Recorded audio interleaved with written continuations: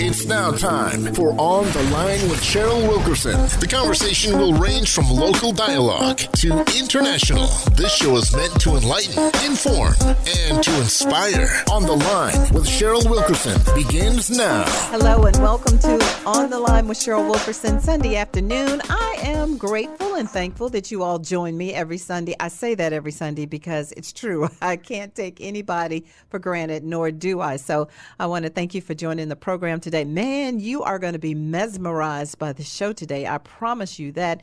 The University of Georgia Football Organization honored the first 5 black football players. They integrated the team back in 1971. I love history like this.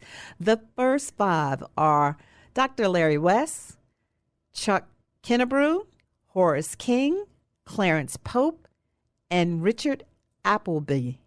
They were all on hand recently. They had monuments of the men unveiled. I cannot imagine what that was like. My skin would just be like, have goosebumps. But recently they had this done. The school did recognize them. They were also presented on the field before the game alongside their head coach. The coach at the time was Vince Dooley. How was that? They were the first black players to earn football scholarships at the University of Georgia. This was back in 1971. Today, we welcome to the program one of the first 5, Dr. Larry West. Welcome to the program. Thank you so much, Cheryl, and I really appreciate the opportunity to share with you and your audience as well. So I usually go back to come forward. So I'm going to go back. You were born and raised where? In the big metropolis of Albany, Georgia. That's southwest Georgia, about 2.5 hours southwest of Atlanta. Uh-huh. And it was a fun place to grow up.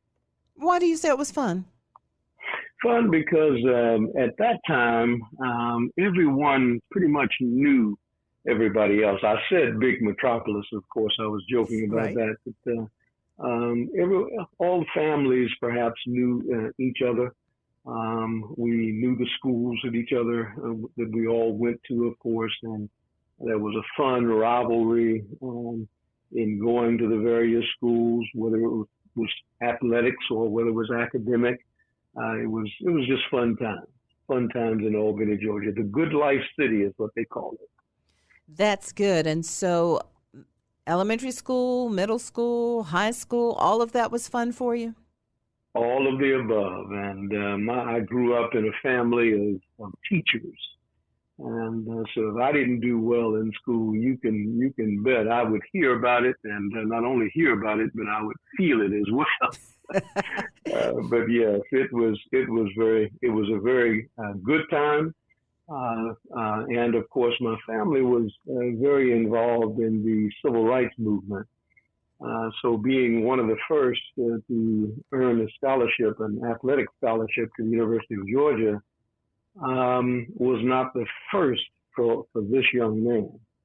I was the first African American to enter into Mary Acres Junior High School, and one of the first to, of course, play football there, and one of the first to participate in athletics at Albany High School as well, which is the high school that I graduated from. Did you get called bad names? I'm sorry, say it again? Did you get called bad names since you were the first? Well, I didn't personally get called bad names. It's interesting, Cheryl, that when you're an athlete, and particularly if you are producing on the field, there's a greater feeling of acceptance. Even though during those times, of course, it was a time when civil rights we had just begun to participate, just begun to integrate. But personally, I didn't get called any names, but there were certainly friends of mine at school. Mm-hmm. They would talk about it all the time. Now, I'm sure behind my back, I'm sure when I wasn't around, There were persons who perhaps probably called me something else other than my name when I wasn't listening or when I wasn't around to hear. But as an athlete, again, there was a feeling of more of an acceptance, and you didn't get treated in those negative kinds of manners. Coming from a family that fought for civil rights, had you been called that, did your family give you the talk? Did your family prepare you for what to do if you actually faced that? Oh, there was no question about it. Not only did they prepare me by simply talking to me, but they prepared me by showing me their actions at various times. My family was very involved in the Albany civil rights movement. As a matter of fact, my aunt, Rutha Harris, was one of the original freedom singers that traveled around the country singing freedom songs and preparing audiences for various marches in the civil rights movement. She was one of the freedom singers that led songs in 1963 at the March on Washington. Okay. So it was civil rights was indoctrinated in me and in my family, and I'm grateful to my mom and my grandmom and my aunts and uncles and all of them have gone on to glory now, except two. And that is Rutha, the original freedom singer, and my uncle Emery. He's still around as well, and we give God praise for both of them. Wonderful. So how did you end up at the University of Georgia? How did that happen for you specifically? Well, I never really thought about University of Georgia until they began to recruit me. I knew I was going to go to school somewhere. I knew that I was going to college because mom just wouldn't have had it any other way. Mm-hmm. Grandmom wouldn't have had it any other way, and my aunts and uncles wouldn't have had it any other way. But I didn't have a second thought about going to school. But I found myself wanting to at least go to a school where my folks could come and watch me play. They had watched me through junior high school, they had watched me through high school, and it made sense after I told mom my original choice. And she began to explain to me why that choice was not too good of a choice. What did mom say? What did mom say? My original choice was to go to Southern Cal. Oh, my. And I wanted to go to Southern Cal because that's where Sam the Bam Cunningham was. And at the time, I was being recruited as a running back because that was my position in high school. And I wanted to go to Southern Cal because Sam the Bam had just shown his stuff after they played at the University of Alabama. And of course, I used to pattern myself after Sam the Bam as well. But when mom sat me down and began to explain how they would like to come and see me play from time to time. And let me just say, Cheryl, they came all the time. Wonderful. Whether we were in Athens, Georgia, or whether we were in Auburn, Alabama, or whether we were in Knoxville, Tennessee, did not matter to them. Whether we were in Clemson, South Carolina, they would hit the road and come. Oh, my goodness. And so after she had that conversation with me, it made sense to me to try to accommodate them. After all, they had done so much for me in preparing me and making certain that I stayed out of trouble. And any trouble I got into, they made certain that was that was taken care of and taken care of in a manner that I understood that couldn't happen again. And I so appreciate them for the upbringing, the instruction, and the direction that they gave me during that time. So we're not going to go to the West Coast, but how are we going to go to the University of Georgia when they have not integrated their football team? How does that work? Well, I hear that loud and clear. I guess the one thing I would say is that integration did not frighten me. Again, being a part of a family that was very instrumental in the civil rights movement of Albany, Georgia, we had a rainbow of people who would come and literally stay at our house. Our house in Albany, Georgia was the place. If people came into town, they were part of the movement, wanted to help the movement. Our house was the place where they would come and stay if they did not have a place to stay. Okay.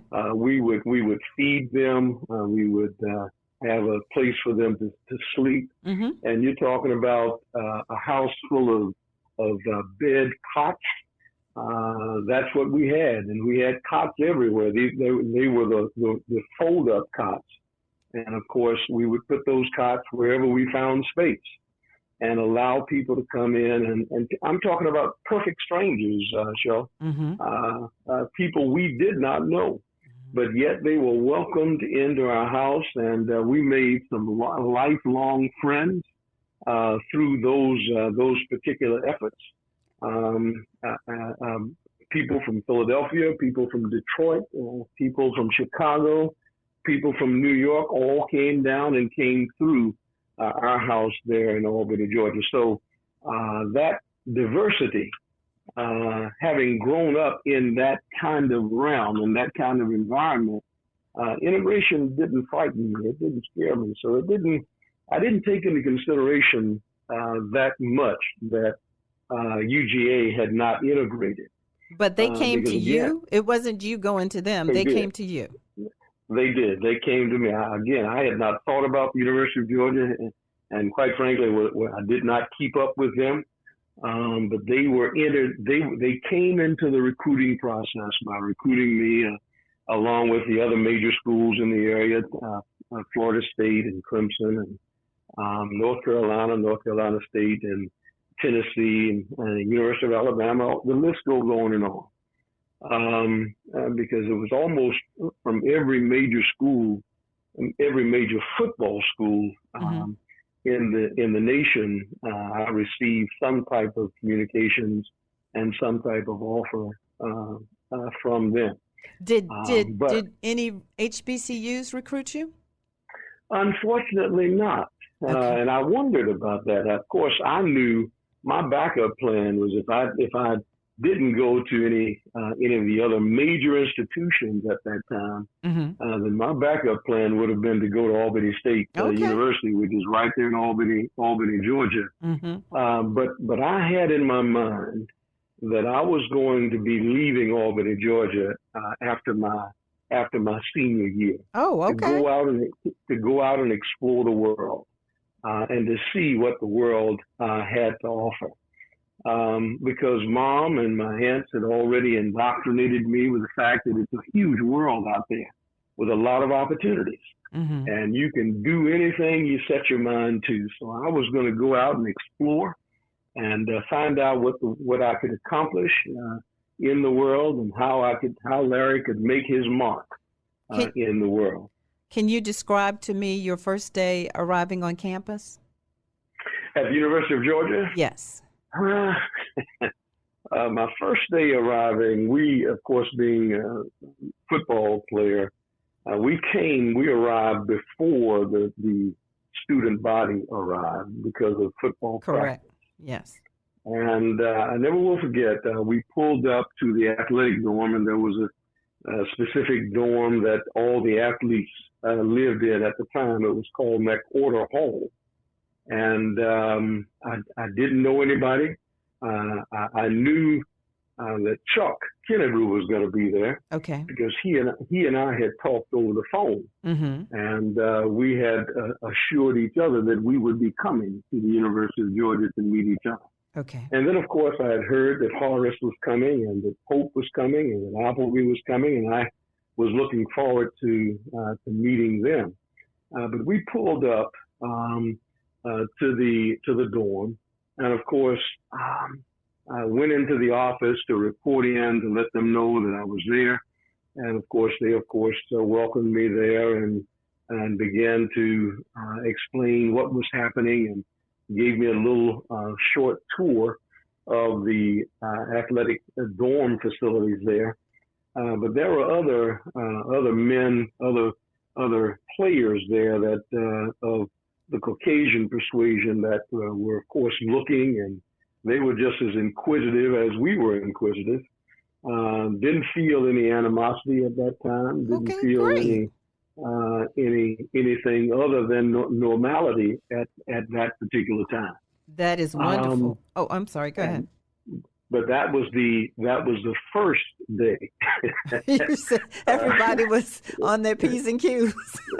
On the first day. That's exactly right. That's exactly right. So, but it was a welcoming experience, and we were looking forward to it. That nothing happened on that first day that would have caused me to want to keep my bags packed and turn around and go back home. So, Coach Vince Dooley, did he ever get all five of you together in one room and talk to you any kind of way about race or anything like that? Well, which time do you want to talk about? Ooh, wow. Okay. Well, as I said, the first day was very pleasant. But we also had evidently they had an indoctrination kind of system, like a hazing, and not hazing, but they would require all the freshman players to stand out in front of the group and introduce yourself, and they would assign what they would call a big brother. Okay. To take care of the freshman player.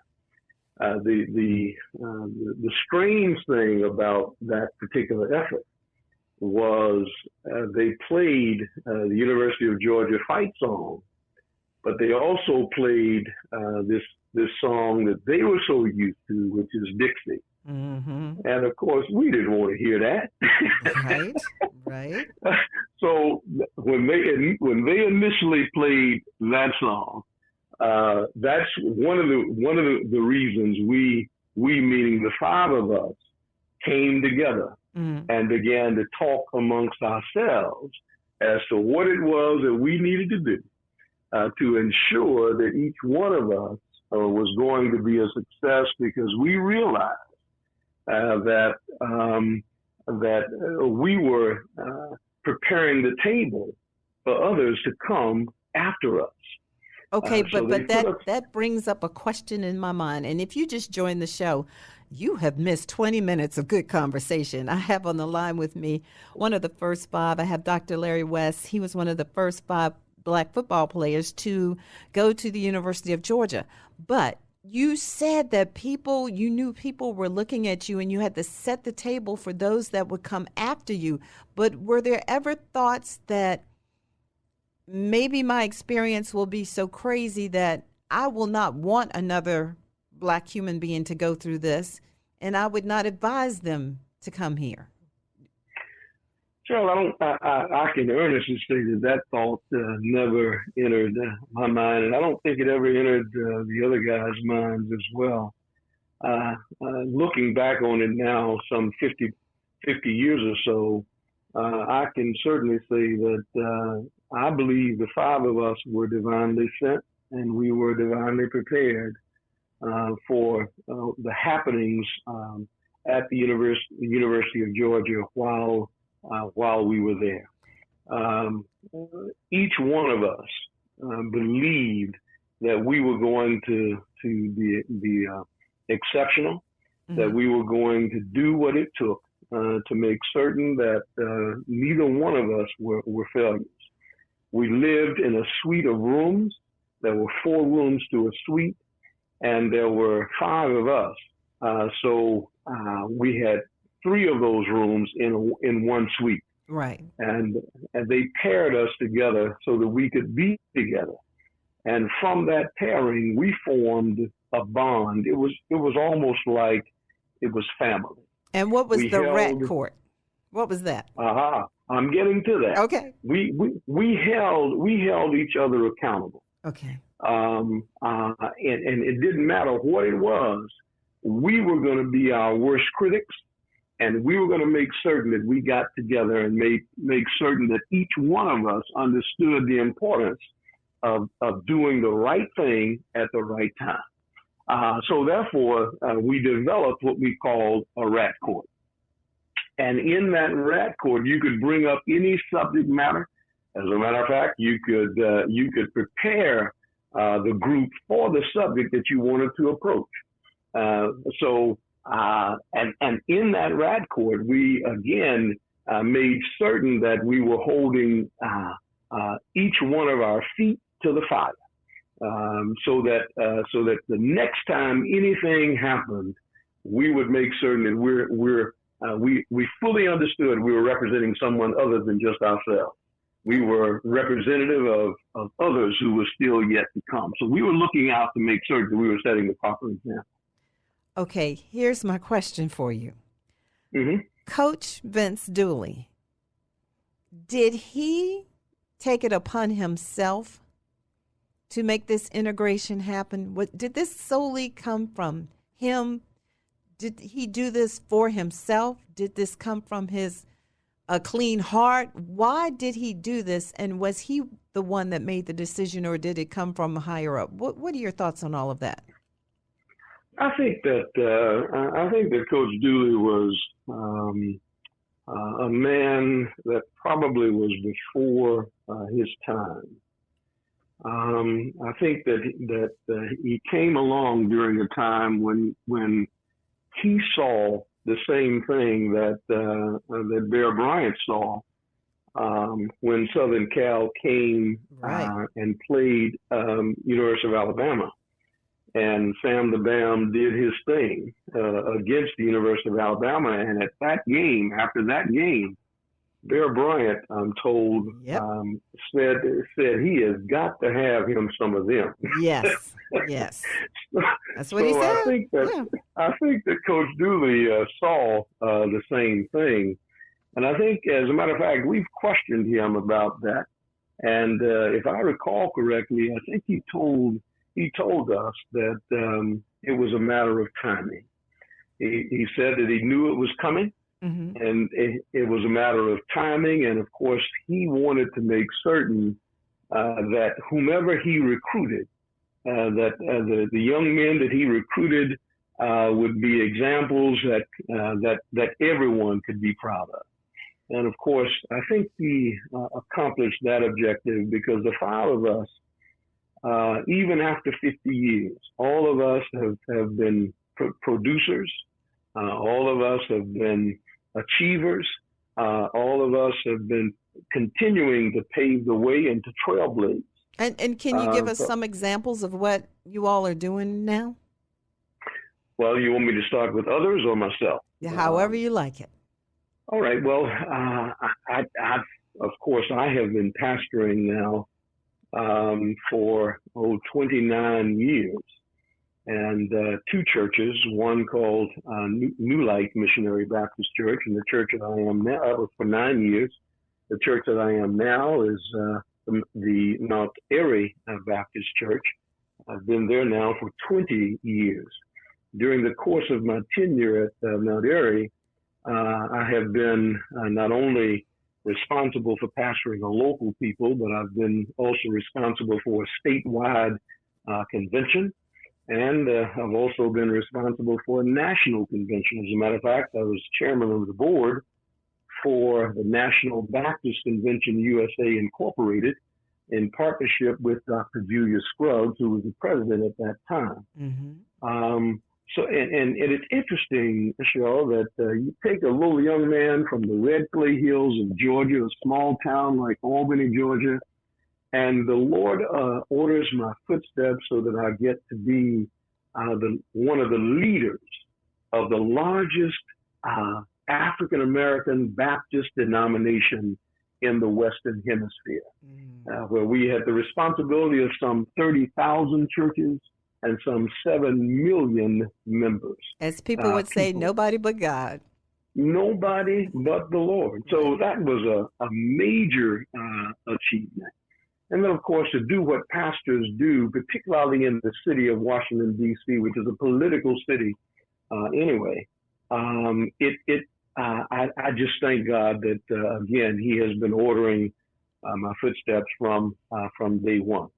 I was speaking of first, again, I was one of the first sales managers of a company called Collins and Aikman in their floor covering division. And moving beyond being one of the first sales managers, moved up to the level of general manager, which is the equivalent of a vice president in most major corporations. And one of the first African American in sales at Milliken and Company, and that was another floor covering. Well, actually, Milliken and Company is a textile firm, and a floor covering division is a part of that textile firm. So having accomplishments in business, having accomplishments in that was in the secular society, and having accomplishments in the spiritual society or spiritual sojourn is near and dear to my heart, and I thank God every day for that. Brother Kennebrew, well, on the other we're hand, running out of time. I don't know if we're going to have time to get through, but go ahead. Let's see if we can get through them quickly. Go ahead. I was going to say that Chuck Kennebrew was has had some major achievements in the business world, having been employed by DuPont, as well as by Home Depot. And Brother Horace King, of course, went on to play professional football, and he played 9 years with the Detroit Lions.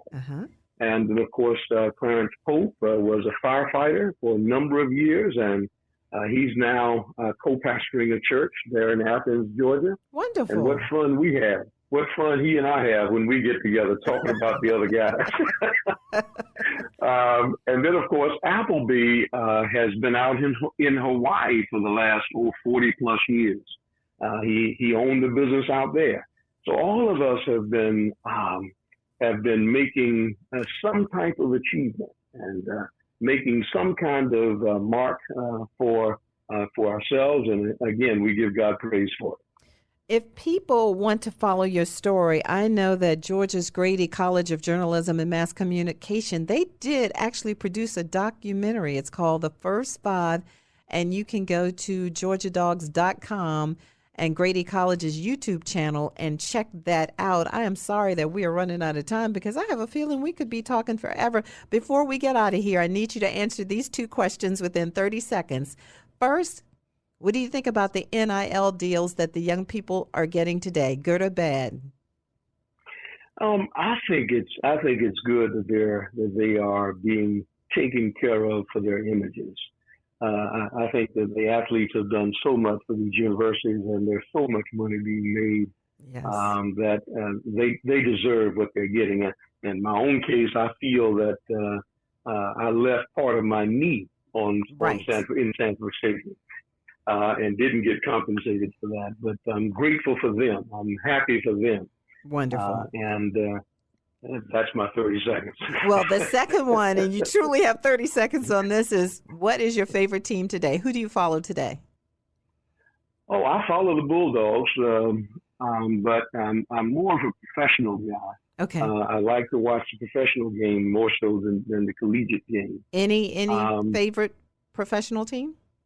Not really. I have those teams that I don't particularly care for them to win, but I don't have a favorite NFL team. Okay. I do like the 49ers.